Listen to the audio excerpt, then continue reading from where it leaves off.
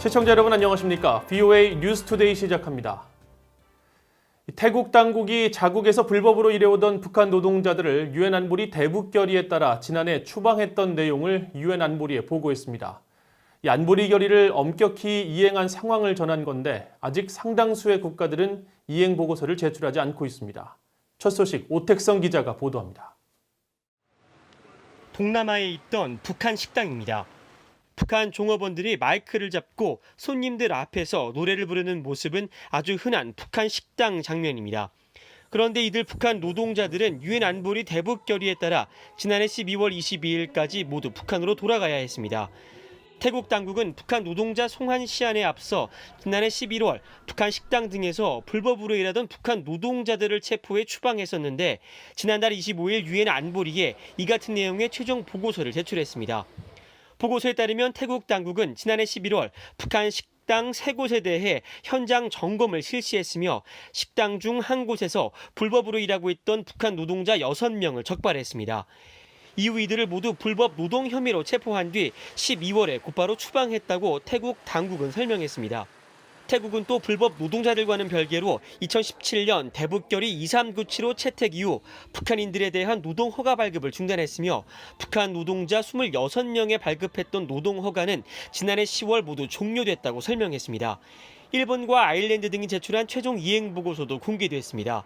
일본은 2016년 2월부터 모든 북한인들의 일본 입국이 금지됐다며 송환 대상에 북한 노동자가 없다고 밝혔으며 아일랜드도 송환 대상 북한 노동자가 한 명도 없다면서 다만 난민 지위를 얻었거나 진행 중인 소속 북한 사람의 거주를 보고했습니다. 핵실험에 이은 대륙간 탄도미사일 발사로 지난 2017년 11월 유엔 안보리에서 만장일치로 합의된 대북결의 2397호에 따른 북한 노동자 송환 시한은 지난해 12월 22일이고 이에 대한 최종 이행 보고서 제출 기한은 지난달 22일까지였습니다. 7일 현재 안보리에 공개된 최종 보고서 제출 국가는 27개국이며 이 가운데 중국과 몽골, 라오스는 세부 자료를 공개하지 않는 것으로 제출했습니다. 최종 보고서 제출이 미진해지자 미국과 영국, 프랑스, 독일 등 4개국은 최종 보고서 제출 촉구 방안을 제안했다고 안보리 관계자가 최근 VOA에 밝혔습니다. 이 관계자는 그러나 미국 등 4개국의 보고서 제출 촉구 서한 제안에 대해 중국과 러시아가 반대해 서한 발송은 이루어지지 않았다고 설명했습니다. VOA 뉴스 오택성입니다. 북한 정권이 주도하는 해킹 조직이 지속적인 암호화폐 해킹을 통해 최대 15억 달러에 달하는 불법 자금을 확보했으며 이를 불법적인 무역과 공급망의 지원 자금으로 사용하고 있다는 연구 결과가 발표됐습니다. 미국의 암호화폐 전문 분석 기업 체이널리시스는 최근 열린 화상 세미나에서 북한이 보유한 암호화폐 규모는 기존에 알려진 2억에서 5억 달러 수준이 아니라 최대 15억 달러에 달하는 것으로 파악했다고 주장했습니다.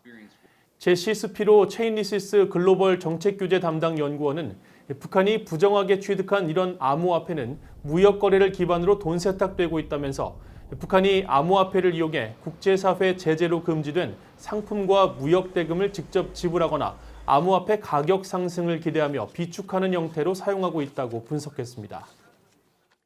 북한이 인산 비료 공장을 우라늄을 추출하는 이중적 용도로 사용할 가능성이 있다고 워싱턴의 민간 연구소가 밝혔습니다.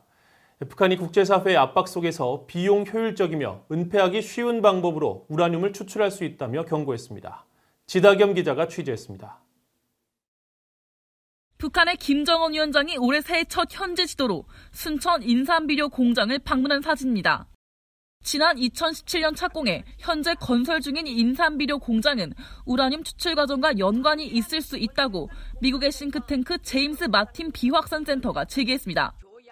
제임스 마틴 비확산 센터는 6일 발표한 보고서를 통해 인산비료 생산 과정에서 얻는 중간 생산물인 인산으로부터 우라늄 정광 또는 옐로우 케이크를 회수할 수 있다며 이 같은 가능성을 제기했습니다. 우라늄 정광은 가공 과정을 거치면 핵무기에 사용되는 고농축 우라늄을 만들 수 있는 것으로 알려져 있습니다. 제임스 마틴 비확산 센터는 보고서에서 인산에 함유된 우라늄을 회수하는 것은 비용 효율적인 방법일 뿐 아니라 추출 활동을 숨길 수 있다는 점에서 큰 이점을 제공한다고 강조했습니다. 비료 생산 과정에서 기술적으로 간단하게 우라늄을 추출할 수 있기 때문에 큰 비용이 들지 않는 데다 인산비료 공장 내 우라늄 정광 추출 활동, 즉 공장의 이중적 용도 사용을 외부 세계에 숨길 수 있다고 강조했습니다. 인산에서의 우라늄 추출은 과거에도 비료 공장에서 이뤄졌는데 이런 공정은 위성사진 등을 이용한 원격 감시로 우라늄 추출 활동을 검증하는 과정을 어렵게 한다고 설명했습니다. 보고서는 그러면서 북한 내 8개의 인산비료 생산 관련 시설이 있다면서 우라늄 추출 활동과 관련성을 추정했습니다. 마가렛 크로이 제임스 마틴 비확산센터 연구원은 VOA에 북한은 국제사회 예측보다 훨씬 더 많은 우라늄 정광을 생산할 수 있는 가능성을 보고서를 통해 제시했다고 말했습니다. I think the implications of this report are that North Korea may be able to produce significantly more yellow cake uranium than we previously thought possible in any given year. We have historical case studies telling us that this process can be accomplished in a quiet fashion. We have the infrastructure in North Korea to make it possible. 크로이 연구원은 다만 현재 우라늄 추출 활동 정황을 위성사진 등으로 증명할 수는 없지만 가능성을 고려하는 것이 중요하다고 강조했습니다. But I think it's important to note and to realize that as pressure on the DPRK grows to denuclearize or to quote unquote roll back their nuclear programs, that would likely prompt them to look for an opportunity to produce more nuclear material in perhaps a quieter or less overt fashion. 크로이 연구원은 그러면서 김정은 위원장 시대의 인산비료 공장과 화학비료 산업 전반에 대한 중요성이 강조됐다면서 농업 생산성 증대 목적과 함께 우라늄 추출 가능성도 배제할 수 없다고 지적했습니다. VOA 뉴스 지다겸입니다. 마이크 폼페이오 미국 국무장관은 신종 코로나 바이러스 위협 대처에 민주주의 국가가 독재 국가보다 우월하다고 말했습니다.